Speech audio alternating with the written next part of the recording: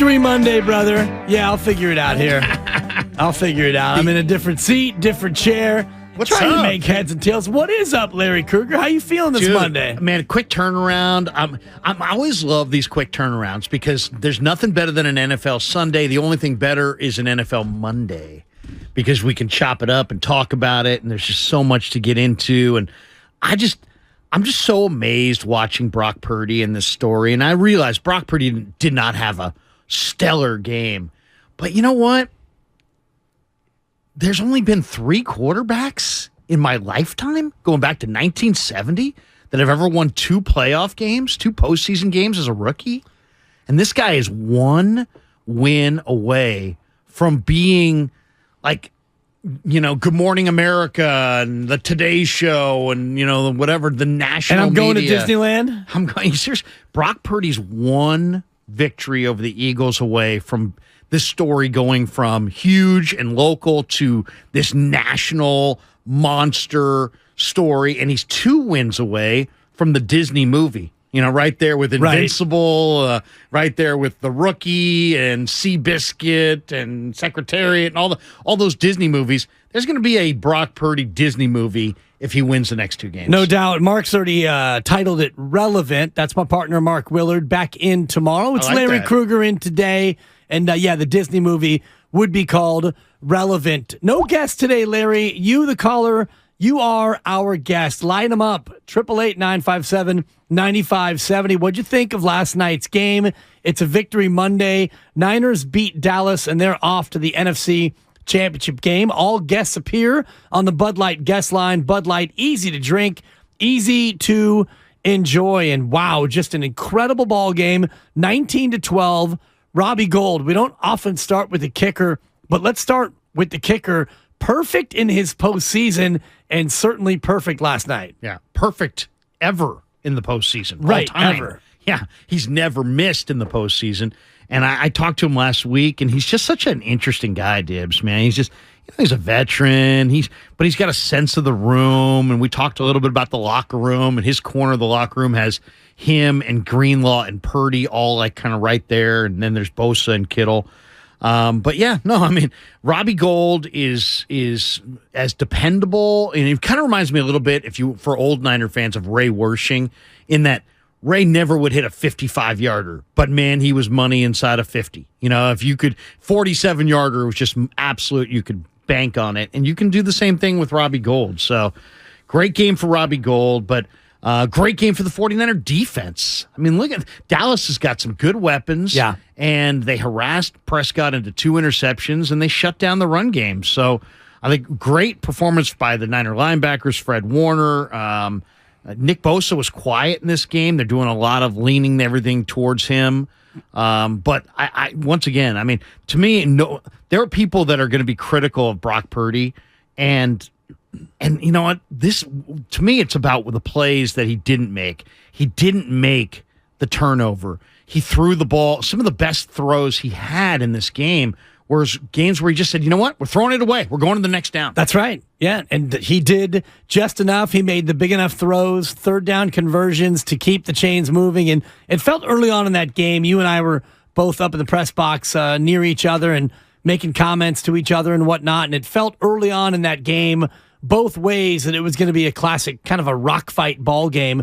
Dallas's defense, they took it to the Niners offense, and you got to give Dan Quinn credit, and I'm glad you mentioned that during the changeover, because the big matchup of Kyle Shanahan's offense against Dan Quinn's defense, Dan Quinn had a good idea of what Kyle Shanahan wanted to do, especially in that first half. He had the run blitzes called, and he completely took away the run game, and when it came time to pass, Niners were in 3rd and long a lot, and they got to Brock Purdy. They pressured Brock Purdy. There weren't many times when Brock was able to sit back and pick and choose between 2 or 3 different routes and get to his secondary or get to his tertiary reads. He was under a lot of pressure early in that game, and you're right, he did make some great decisions just to throw the ball away. Yeah, I mean, we talk about make a play, make a play, make a play, make a play, but it's so much in sports, it's about avoid the negative play. If you say, why is Tom Brady so freaking great? He spent a career avoiding the negative play.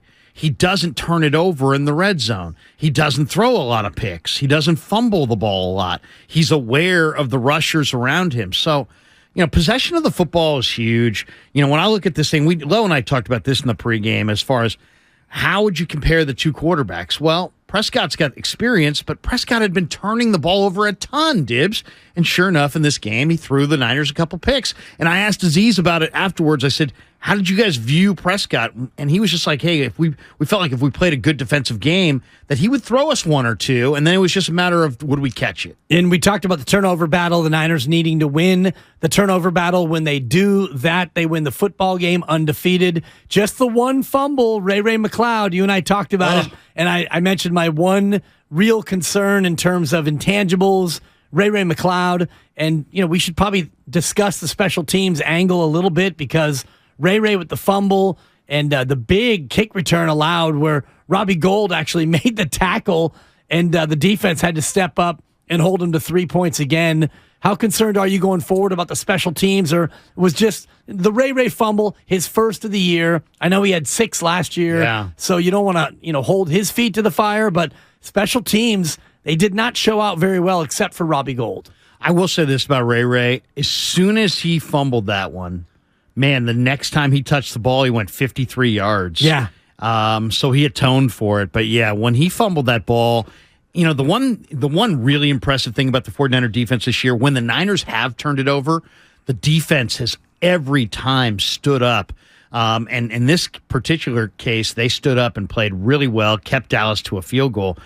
I'll tell you the moments that I was so nervous in this game is how great is that Cowboy return man, Cavante Turpin. That guy was absolutely amazing. Demetrius Flanagan-Foles in the locker room afterwards said, man, there was one play where I tackled him and I felt like I might have been the last guy there. And it was like, he was the last guy there. Exactly. If Flanagan Fowles doesn't make that tackle, Turpin, probably takes it to the house. But Cavante Turpin, and he was the all-pro return guy, so I should have known more about him. We should have talked more about him in the pregame. But, man, he just looked, Dibs, like he was going to bust one. It reminded me of watching, like, Desmond Howard. Damn, yeah. With Green Bay back in the day. I mean, just an electric, dominant, difference-maker return man. 888-957-9570. What'd you think of the Niners win over the Dallas Cowboys? How do you feel going forward Sunday against Philadelphia? NFC Championship game, Kyle Shanahan getting his flowers. He should be getting his flowers. The third postseason where he's won 2 games, 4 teams remaining in the National Football League playoffs, and the Niners again are one of them. The defense, Larry, setting the tone yesterday. Niners offense off to a little bit of a slow start. They go 3 and out in the first possession.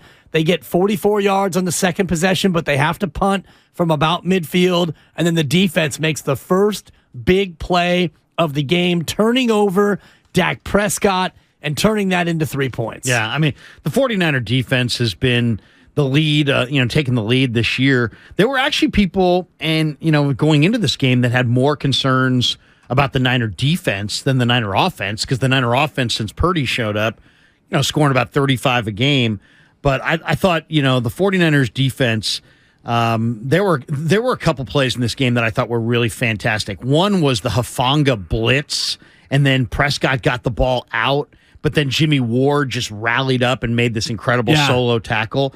The timing of, their blitz and what's going on behind the blitz shows that they're really well orchestrated. I thought Samson Ebukam had a phenomenal game. He had the block. The block on the Maher thing was more about PAT, Maher on the PAT. That thing was way low. That was more about Maher. Absolutely. If Ebukam does not block that's a missed PAT. Might go below the crossbar. Right? That thing was so low. It was shooting off to the left. Yeah. So that was going to be a miss, but you got to credit Ebukam for that. He also had a big sack. He had a couple pressures.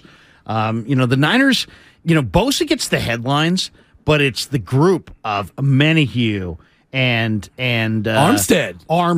I mean, but I'm thinking of the defensive end group of Ebukam and Menahue and Jordan Willis, and like these non-Bosa defensive ends for the Niners are all playing at a real high level, and they have to, because Nick Bosa now is getting so much attention that you look at the stats and you look at the the tackles, the tackle for loss, the sacks, all the rest of it, forced fumbles, and he's not popping on the sheet. But when you actually watch the game, Nick Bosa's taking on 2 blockers on every single play. And he's being held, by the way, constantly, and they didn't call a lot of the holds where Nick Bosa was getting wrestled to the ground. But because he draws so much attention, he frees up his teammates to be able to make plays. And I thought the Niner defensive front was very impactful all game, consistent from start to finish. Not a lot of big, eye-popping plays, but they controlled Dallas's line of scrimmage. And I guess part of that was the fact that Tony Pollard went out with the broken leg in the first half. Yeah, I mean, I thought that was the biggest play of the game. I mean, now Pollard only had like I think 5 or 6 touches at that point for like 30 yards.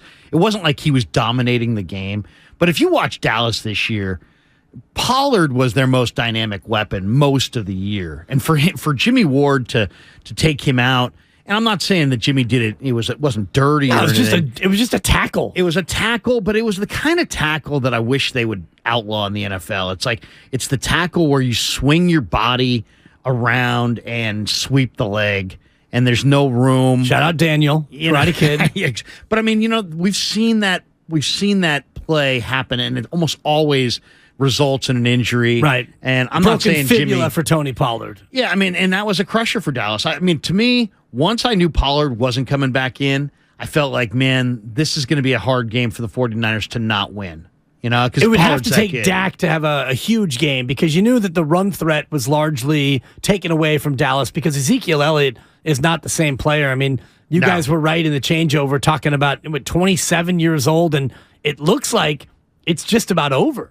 Right. No, I mean, it's a shame. He was used a ton with the Buckeyes, and now he's been used a ton with the Cowboys, and he's 27, and he's got a big, heavy brace, and he doesn't really have that second-level explosion. And even though he makes all the money, Pollard really was the guy there this year, and that's not going to change in the future. So, and you got to feel for Pollard heading into free agency, and now dealing with a broken fibula and a high ankle sprain. You don't know how much action he's going to get in free agency in the offseason. Yeah, that's a good point because, running backs already, nobody wants to pay running backs in free agency anyway, and they definitely don't want to pay a guy coming off a major injury. So that probably does impact things. I thought it was also a really strong performance from Diamador Lenore. I mean, Lenore's been picked on. And I have had a chance to talk to him about it, and he's really a young guy, but a guy who, he understands that he's like under the spotlight. I mean, you got Charvarius on the other side. You're going to be attacked. He's kind of forced into a more prominent role because of the injury to Emmanuel Mosley. And the interception that he made yesterday, I mean, he ran the route, and then he saw the ball coming, and then he jumped the route. And almost like he was the receiver on the play. I mean, that was a phenomenal play by Lenore. Yeah, a play that they needed absolutely in that spot. It was the first turnover that flipped the field. The Niners able to go on and get a field goal after that and get their first lead at 3-0. Dallas would answer with a long drive, their only long drive of the night that resulted in a touchdown, 74 yards. Dallas took its only lead. You mentioned Brett Maher missed the point after, and subsequent to that, the 49ers took the lead, got the touchdown in the second half, and salted the game away.